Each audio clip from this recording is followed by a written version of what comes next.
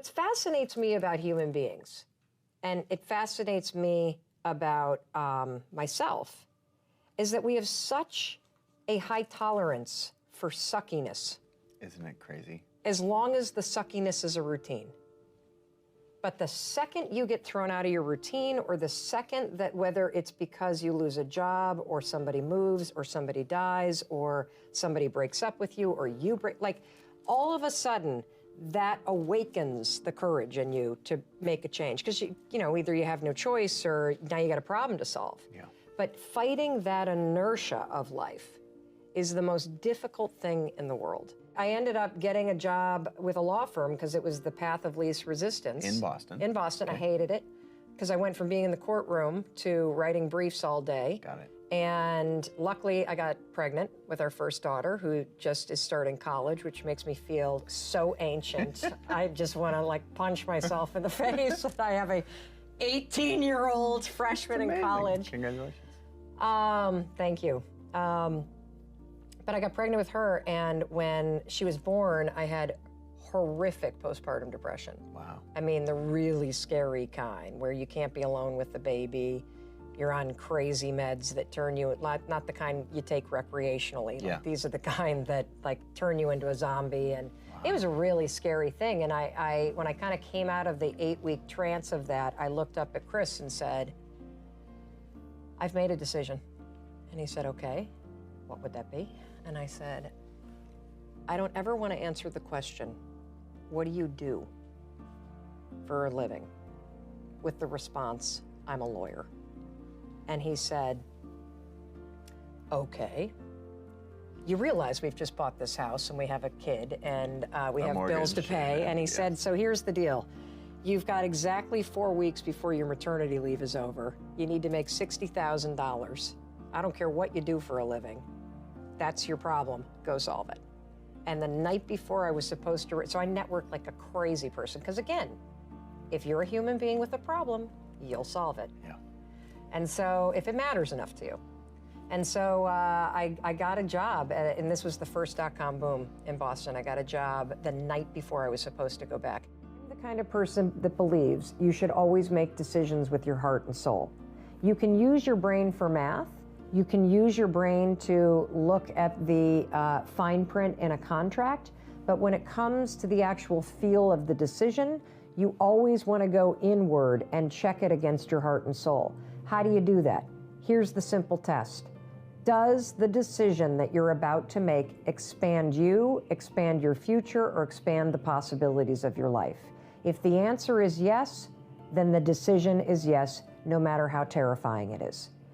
If you conversely look at the choice that you have to make, and the decision will shrink you, will silence you, will inhibit you in some way, then the answer is no. No matter how easy the decision is, no matter how safe the decision is, the answer is no. Now, one of the things I want to point out that when you start to use this, does it expand or does it shrink me? Does it open possibilities or does it keep things closed?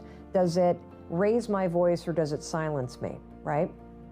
Is that there's always a short-term and a long-term impact to the decision.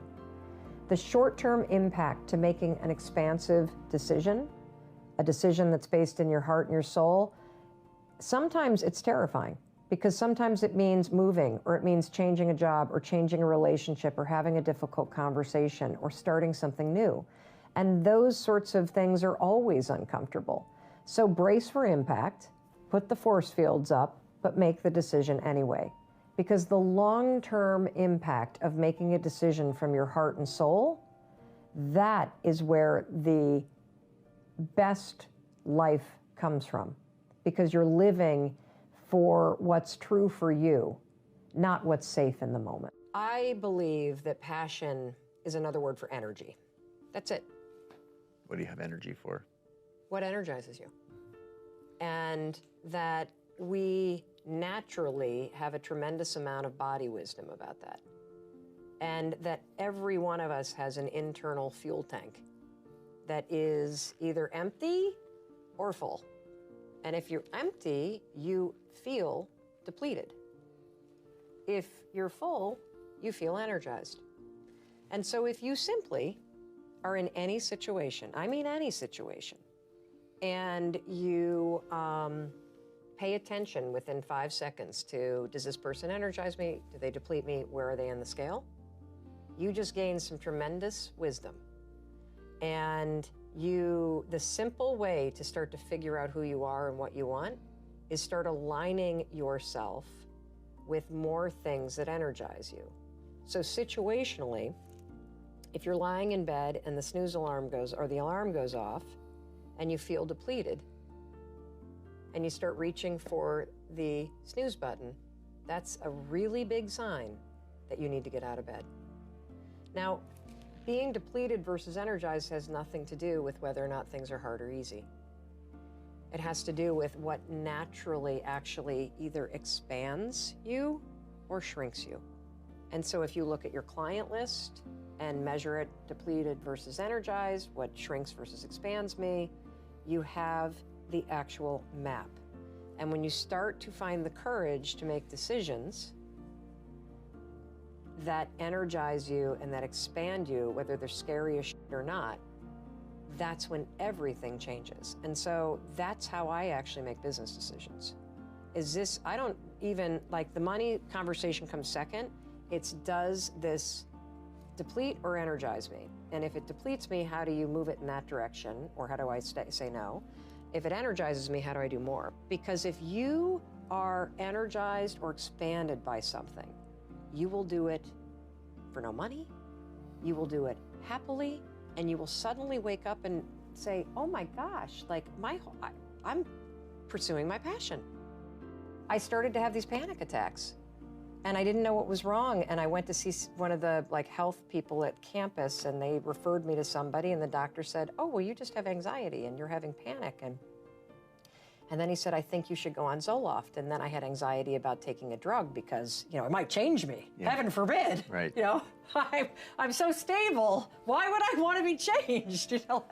And that's the funny thing is that those of us that struggle with these kinds of things, we're terrified of taking any kind of medication because we're afraid of not being ourselves. And yet the anxiety or the depression or whatever you struggle with is actually keeping you from being yourself. That's the anxiety, or that's the anchor. Yeah, and so I argued with him like a lawyer for 6 months, and then finally I gave in and started taking Zoloft, and it was like a miracle. When I took it, it was literally as if somebody had taken a volume dial and turned it to 0, and that voice that would sound off in my head on a loop that triggered all the body sensations. And we're going to talk a lot about this tomorrow, like the difference between worry and how that triggers anxiety, and then the difference between anxiety and panic, and then how you can utilize the tools that I'm talking about to curb the worrying, to control the anxiety, to stabilize the panic, and really self-monitor. And see, I think that is the single greatest skill that anybody could have, the ability to self-monitor. You could call it mindset, you could call it self-awareness, but truly to be so in tune with yourself that in a nanosecond, you pick up when things are going south with your thoughts.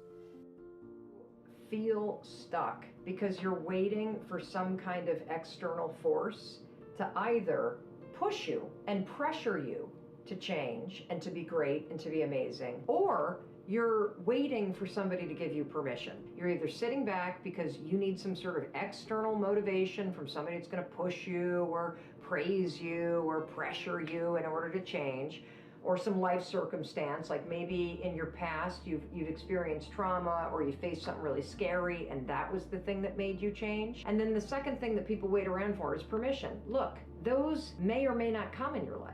If you are somebody that is sitting around waiting for some external force to come and do the work for you, that is such a losing bet, it's unbelievable. Maybe you'll get lucky, maybe somebody will come, but more than likely, no one is coming. The only kind of force that will truly create change in your life is you, the internal kind of force. I hate to say it, but for those of you that feel really, really stuck, and you keep thinking that somebody's got to pick me, or somebody's going to discover me, or somebody's got to give me permission to write this book, it's ridiculous. This is external versus internal force. And what you have to figure out if you're stuck is, are you the kind of person that is guilty of needing, wanting, and waiting for external forces, people, an event, some outside force to kick you in the ass so that you'll finally do the stuff that you've been dreaming about doing? I want to tell you something. No one's coming. No one. The people in life that get what they want are the ones that aren't waiting for an external force to validate their dreams, to inspire them, to give them permission. It's the people that realize that success, that happiness, that control, it comes from the internal force. And what is the internal force? It's you. It's you. It's you being able to realize that no one's going to do the work for you. It's you realizing that you're never going to feel ready. In fact, even as you start working toward the things that you really want to do, you're definitely not going to feel ready. And you're going to feel outside your comfort zone. And that's normal. When you start to feel like you're stretching yourself and you're sticking your scrawny neck out there and you're taking some risks, that's amazing because you're growing. People have so many theories about fear. They talk about, oh, well, I'm afraid of success. No, I'm afraid of failure. I'm afraid of intimacy. I'm afraid of heights. I'm afraid of this. I'm afraid of that. I'm afraid of the other thing. There's actually only two fears. Only two. And if you're in sales, which you are, or even if you're not, life is about persuading people. Life is about influencing people. And fear is the invisible force that will make you ineffective at that. It will stop you. Now, I love J.K. Rowling as an example. I mean, we all know the Harry Potter series, but what a lot of people don't know about her, she talks a lot about fear. She struggled with major depression. Do you know she was unemployed and she wrote the original idea for Harry Potter on a napkin while she was on state benefits? She was then rejected by 12 publishing houses. And this, by the way, was after she was divorced, bankrupt, and a single mom of a kid. Pushed herself, pushed herself, pushed herself. She talks a lot about fear and about failure. Well, you know, we know the moral of the story. She just kept going. Of course she was afraid. But she had the good kind of fear, not the bad kind of fear. You don't ever start. You stay trapped in your head. And if you feel paralyzed, if you've been spinning the same ideas over and over and over again, then you know what I'm talking about. You see, many of you are thinking way too big. You're attaching way too much pressure on the things that you're interested in. Until you start blogging about fashion, you won't even know if you like it. So thinking that you have a dream about doing it and thinking that you have this grand plan that you're going to do it full time, it is a complete and utter waste of your time to be dreaming that big. And let me tell you why. Because oftentimes, if you're the kind of person like Vicky that's getting trapped up here, the bigness of what you're thinking about is what's stopping you. What I want you to do if you're in Vicky's situation is I want you to stop dreaming and I want you to just start doing small things. I want you to go back to curiosity and less into crushing your big goals. The thing about life and business and success is that you have to be willing to start. And for people that procrastinate, starting is the hardest part. For people that worry, for people that think too big, starting is the hardest part. Folks that study procrastination talk about the fact that the only way to beat procrastination is to create what they call a starting ritual, which is a way to push yourself to get started. Because all the research shows that if we can push you to get started on something, you'll likely keep going. We spend a lot of time talking about mindset from the standpoint of think positive so positive things happen. And I do believe in having a positive mindset, obviously. I think that the actions that you take are way more important in terms of developing that mindset. But we don't spend enough time on what you were just talking about, which is understanding how the automatic nature of worrying about stuff all day long, how that is making you less money, how it is making you less happy, how it is disconnecting you from your spouse, how it is keeping you unhealthy, and how it is a habit that robs you of joy and opportunity and power. And it is one of the easiest habits to break. Number one, your life happens in 5-second windows. Number 2, in 5 seconds, you can control what you think, you can decide what you're going to do, and you can change absolutely anything, which changes absolutely everything. And so the 5-second rule is a mind trick. That's all that it is. A fancy way to call it is it's a form of metacognition. But it's basically a hack. It's a cheat code. Okay. And the way that it works, and this is the challenge with getting it out there, is that it sounds so profoundly stupid, like a gimmick, that it took a while for people to actually take it seriously. I get that. And to really stack up the science to make, anybody that interacts with it go, holy shit, like this actually works. Yeah.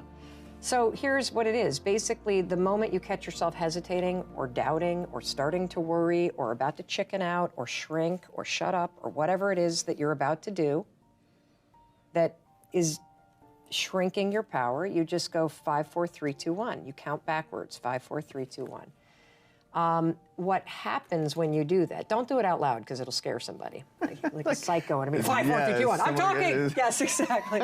No. My turn. Yes, exactly.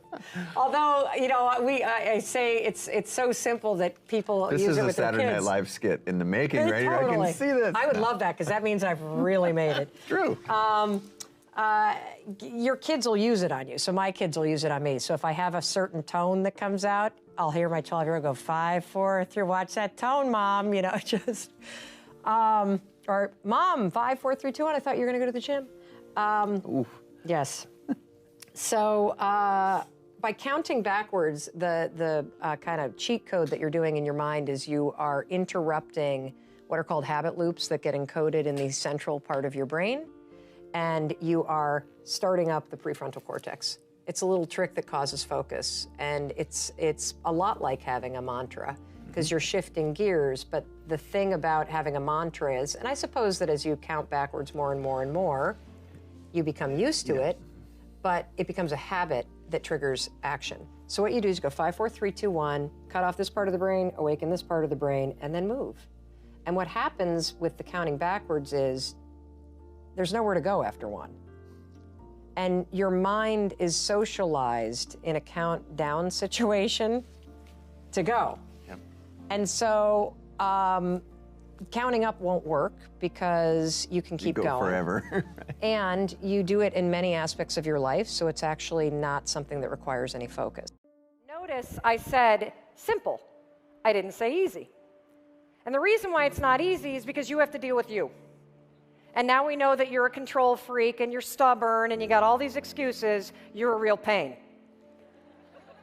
And I'm going to teach you, though, the very, very simple way to get what you want. There's only one rule when it comes to productivity. There's only one rule when it comes to success. There's only one rule to getting everything you've ever wanted. And here it is. You're never going to feel like it. Ever. In any area of your life that you don't have what you want, whether it's the amount of money, the amount of people on your team, the amount of sales, the amount of trips for your family, if you only did the things that you don't feel like doing, you'd have everything you've ever wanted.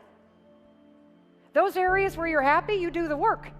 Those areas where you're complaining, you don't feel like it, so you don't do it. So it's a lot like kids. If you think about it, what's your job as a parent? It's to make kids do the things they don't feel like doing so they can grow up and move out and become independent adults.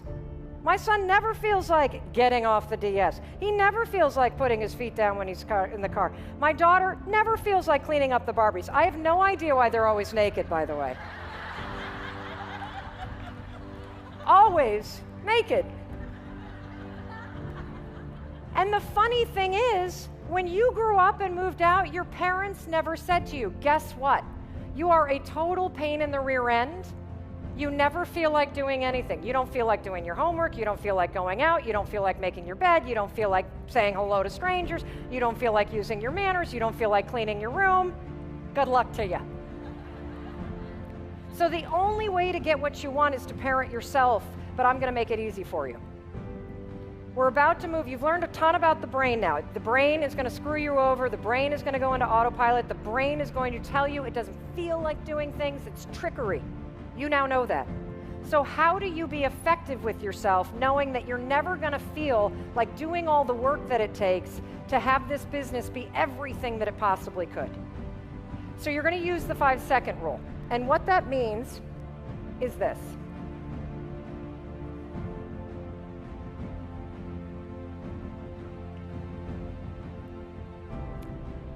From the moment that you have the idea, I should email out the fall collection.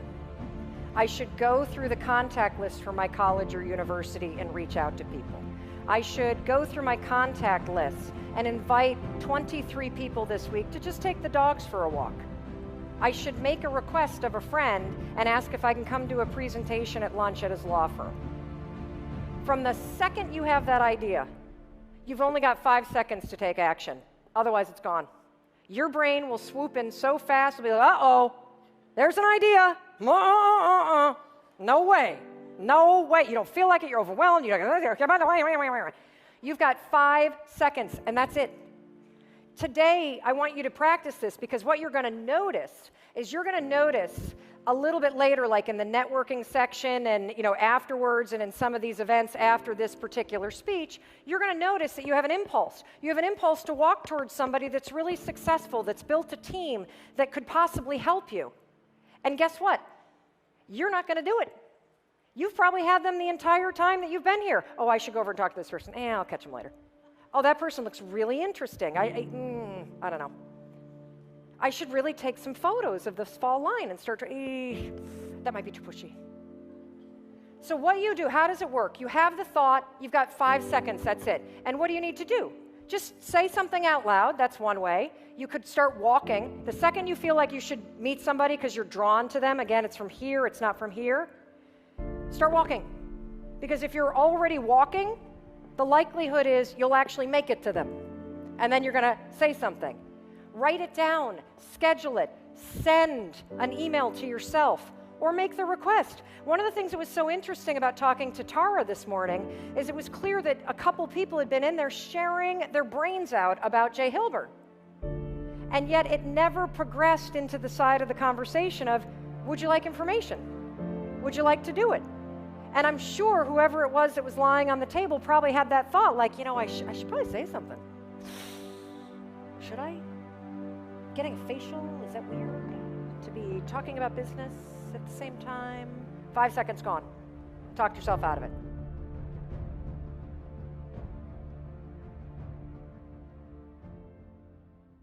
I am here for you.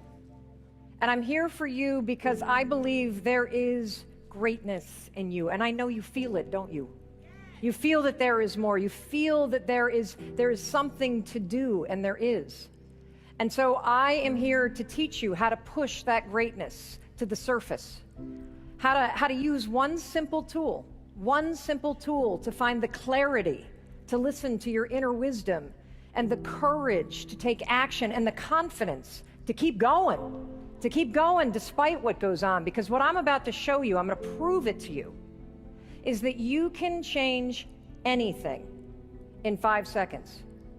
And that fact will change everything about your life. Everything. Now, what I'm about to talk about, this was my secret weapon for a long time. And I never intended on sharing it with anybody because it sounds kind of stupid when you talk about it. Hey, you can change your life in 5 seconds, just count to 5. You're right, Mel. You're trying to sell a book, I know. Seriously, I don't want you to dismiss the power in the ideas that I'm about to share with you because they're so simple.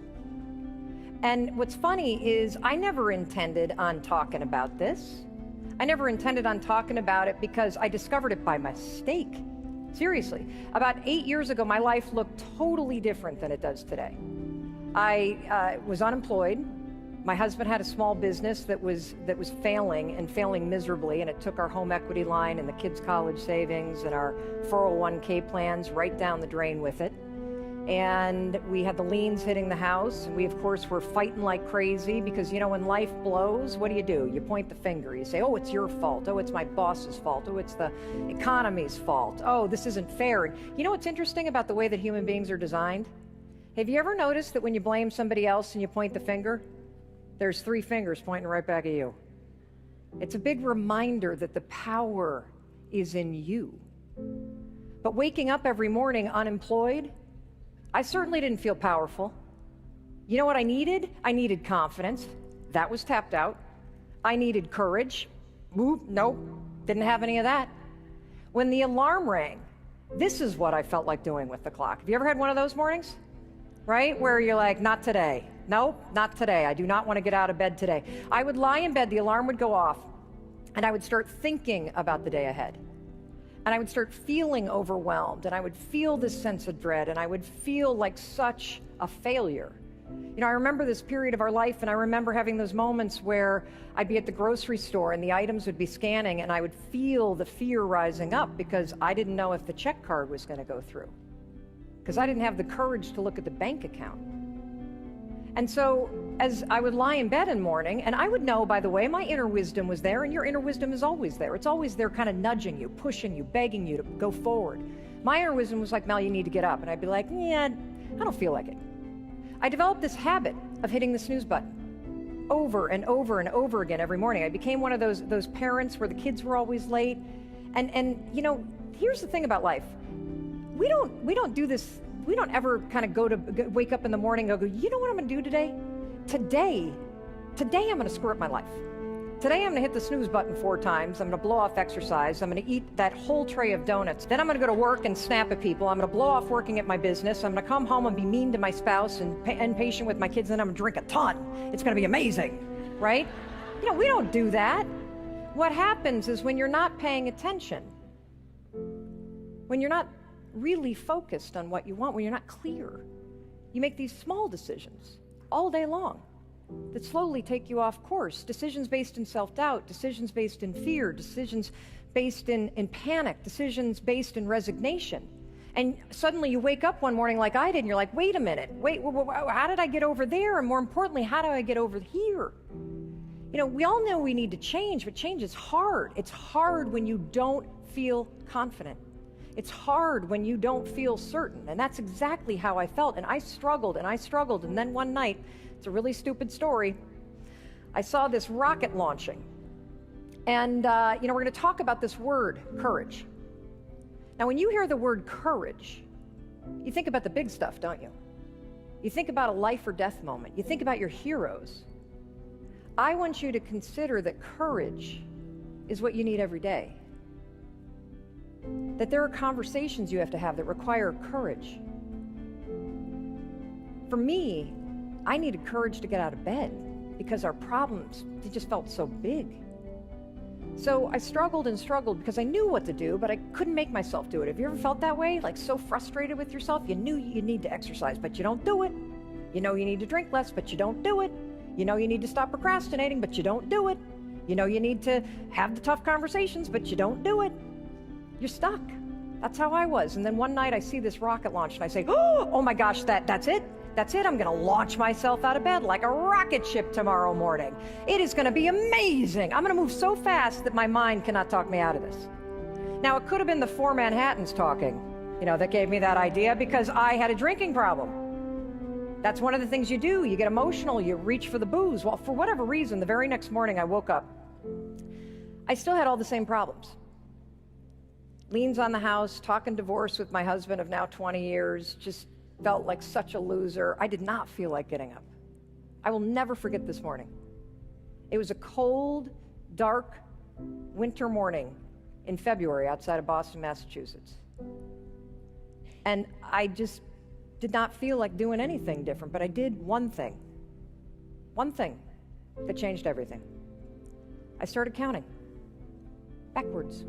5, 4, 3, 2, 1. And then all of a sudden I stood up and I was like, what the hell just happened?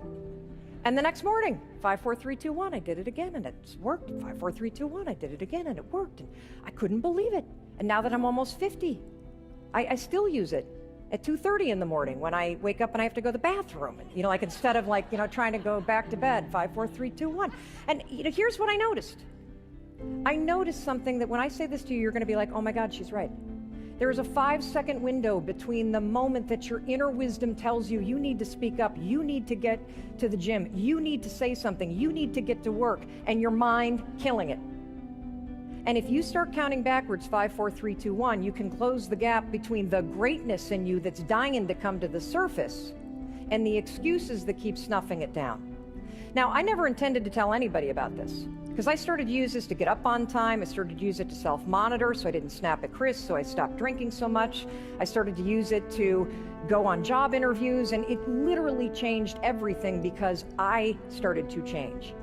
I stopped being the kind of person that would think about everything, and I 5, 4, 3, 2, 1 became the kind of person that started acting. And every time I took action, I started to build confidence. Now, I gave this talk a couple years ago about how I'd changed my career so many times. And again, I wasn't going to talk about the 5-second rule because it sounds stupid.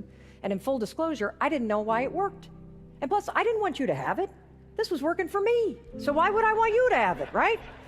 So at the end of this talk, this was the first speech I had ever given. So if you ever want to see somebody have a 21-minute long panic attack, this is what it looks like. I get off stage and I'm like, oh, I'm never doing that again. And somebody puts the talk online and something crazy started to happen. People from around the world started to write. And they were all writing about this stupid, simple, very powerful 5-second rule. They were using it to find the courage to reach out to people. They were using it to become #1 in sales. They were sharing it with their teams. We know of 13 people that have stopped themselves from committing suicide using this rule. This gentleman was a veteran, and he boarded the ferry with the intention of jumping over. He gets to the railing and his inner wisdom kicks in. I don't care how low you get, I don't care how high you get. Your inner wisdom is always there. And when you hear it, it is magic. When you listen to it, it changes everything. His inner wisdom said, this is not the answer. He went 5, 4, 3, 2, 1, and he turned and he walked away. We hear from people all over the world, people that are using it to be more productive, to quit smoking after 23 years. License plates, tattoos, for crying out loud. Look, when people start tattooing this thing on their body, like I started to feel a moral obligation to figure out why it worked. So I'm going to tell you some of the science behind this. I'm going to explain how you can use it, and then I'm going to show you how 5-second decisions change everything. So we all hear this, just do it, right? Most famous tagline in the world. What's the difference between just do it and the 5-second rule? This is a concept. Concepts make you go upstairs. I don't want you upstairs. This is behind enemy lines. You're not going to grow your business, grow yourself by thinking. You got to take action. Right before you're about to do anything, even if you're an Olympic athlete, what do? You stop and you think. And that's the kiss of death. Now stop and think if you're going to get a tattoo or sign a contract. But on the little stuff, do not stop and think. Because what happens when your feelings of failure kick in, and they will, you start to think. And that leads you to doubting yourself, doesn't it? And the same thing happens when you feel nervous. Same thing happens when you feel unsure. The same thing happens when you feel like you're a fake. The same thing happens when you feel overwhelmed. Look at all these feelings. They're triggering you to think. That's the last thing you should do. This is what we call a habit loop. Any pattern that you repeat becomes a habit, something you do without even thinking. So how do you break it? You train yourself to take action. You train yourself that the moment you feel nervous, you move. Why? Because when you take action, you actually build confidence. When you feel unsure and you move forward anyway, 5, 4, 3, 2, 1, you are building the skill of confidence. You are bringing that greatness to the surface. Now look, self-doubt's normal. Feeling overwhelmed is normal. The people we admire the most felt the same way. Have you ever heard the story of Michelangelo?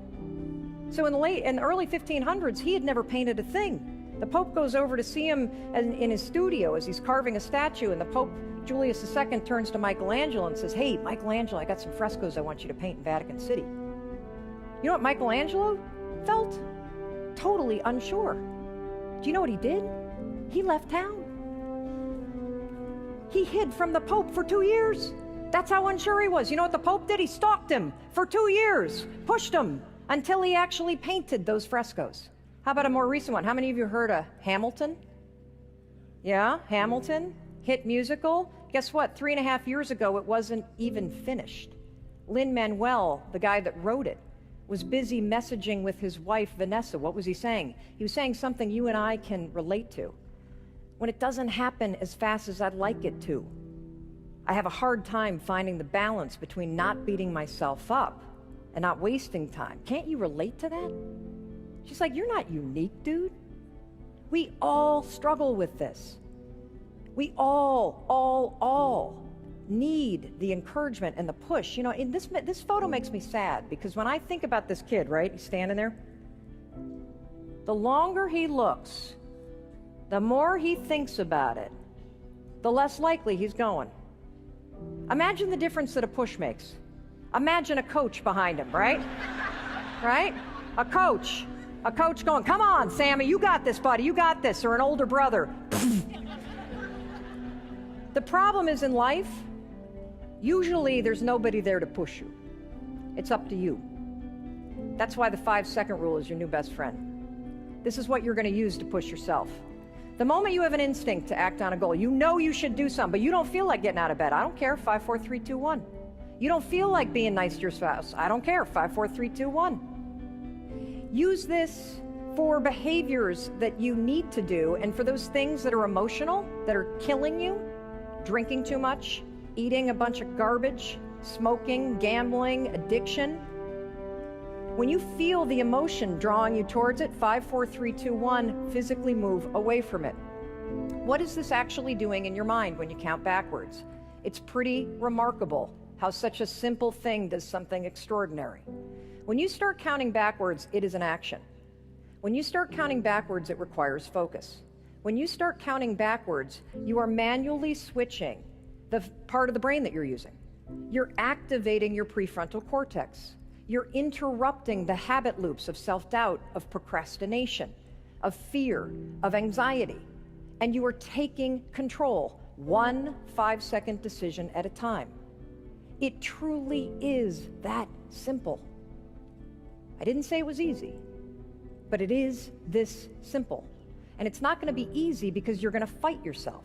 Now, there are 3 ways that you can use this. We've heard of literally hundreds of thousands of ways. We've heard of from hundreds of thousands of people in 90 different countries that are using this rule. And they fall into kind of 3 buckets. You can use this rule to change any behavior. 5, 4, 3, 2, 1, push yourself to do something that you know you need to do. 5, 4, 3, 2, 1, pull yourself away from something that you know you should not be doing. You can use it for courage. 5, 4, 3, 2, 1, step into that risk. 5, 4, 3, 2, 1, push yourself outside your comfort zone. And the most important way you can use it is you can use it for mind control. This one matters the most to me, so let me explain to you how to use it.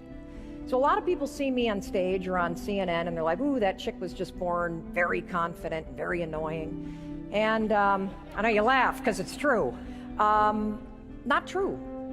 I suffered from panic attacks for over 20 years.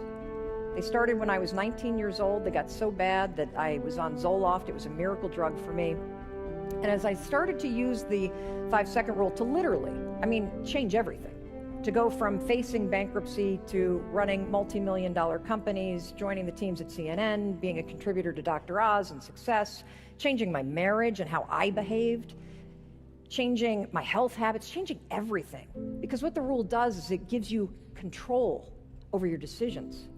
It gives you control over those 5-second moments that change everything for you, because in those 5-second moments, it's where all the opportunity and the joy in your life is. So I wondered about 5 years ago, I wonder if you could use this simple, stupid, brilliant rule to cure yourself of anxiety. The answer is yes, you can. So I've been off meds for 5 years. I haven't had a panic attack since. Hell, I don't even worry about anything. Yes. Because I have used this rule to completely rewire how I think. You're going to hear a lot about mindset today. You want to adopt a growth mindset, you want to change your habits, this is a starting ritual that you can use for any of them. Let me explain how you do it in the mental game. So, have you ever noticed how your thoughts drift, right? You're You're sitting in a meeting and suddenly your thoughts are like, blah, blah, blah, blah, blah, garbage, garbage, garbage, you suck, suck, suck, suck, right? You know, whatever it is. The second that you get your thoughts drifting, you're gonna go 5, 4, 3, 2, 1, and yank them back here. Now, the counting backwards is essential. It doesn't work to just try to change your thoughts. Inserting the 5, 4, 3, 2, 1 interrupts the pattern of bad talk to yourself and self-doubt and anxiety. It awakens your prefrontal cortex so your brain is ready to receive a new thought. You know, I'm going to use an example that we can all relate to explain specifically how to do this, because I think this is so important. I used to be a nutcase about flying. I would get to the airport and I'd be in the boarding area and I'd be looking for Bishop T.D. Jakes, and I'd be looking for babies and men and women in uniform, because I would say, if they're getting on my plane, God is not letting this go down. So then I get on the plane and I would buckle up, and then I'd start to feel the panic rising. And as soon as we take off and the plane does that scary thing where you get up and then all of a sudden it feels like it's like turning off as it's leveling off, then I would start to panic and I would pull out my phone and I would start texting my children, you know, Mommy loves you, emoji, emoji, emoji. Because if I'm gonna die in a plane crash, I want the kids to know that as my last act as a human being was to be the best mom on the planet. And then plus they've got it for the eulogy when they do the PowerPoint so they can prove it to everybody. And you giggle. You giggle because we're sick human beings. We're all sick, right?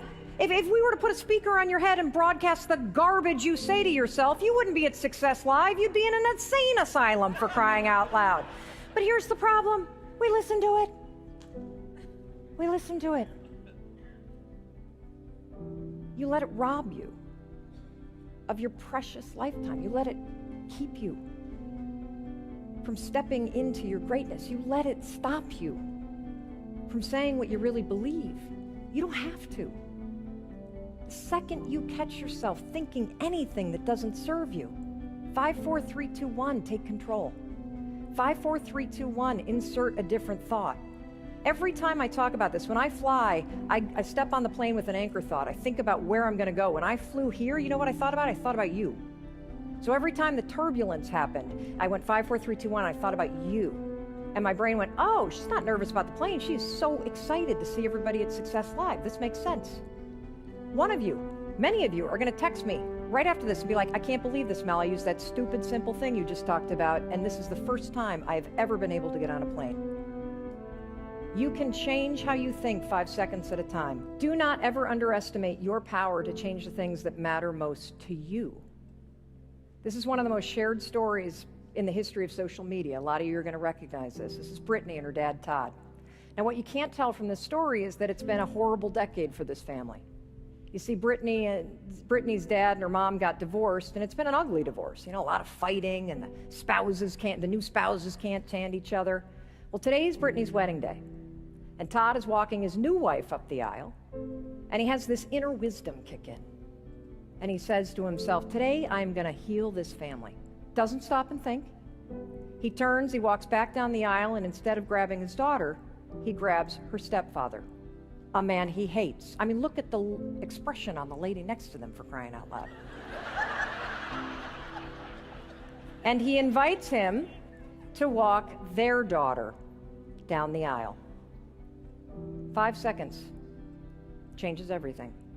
And I can tell you firsthand, because we interviewed this family for CNN, it certainly changed this one. So whether you are going to use the rule to 5, 4, 3, 2, 1, get out of your head and start that nonprofit you've been thinking about for 2 decades, or you're just going to 5, 4, 3, 2, 1, get yourself out of bed because you said you would, or you find yourself in one of the darkest places of your life, like Adam did. So on March 1st, Adam was over in London. He's a lawyer over there, and he was sitting with a bottle of pills, and he was 3 pills in, and his inner wisdom kicked in. He knew that this was not the answer, and he also knew the 5-second rule. And he went 5, 4, 3, 2, 1, and he got up, and he got in his car, and he drove to his doctor's office, and he had the courage to listen. He had the clarity to seek help. And he's been using it ever since. And it's like he has a friend with him. And he uses it to not interrupt judges when he gets mad. And as he writes to us, he says it's not only literally saved his life, but he's actually doing pretty good and I'd like to introduce you to him because he's flown here. Come on up.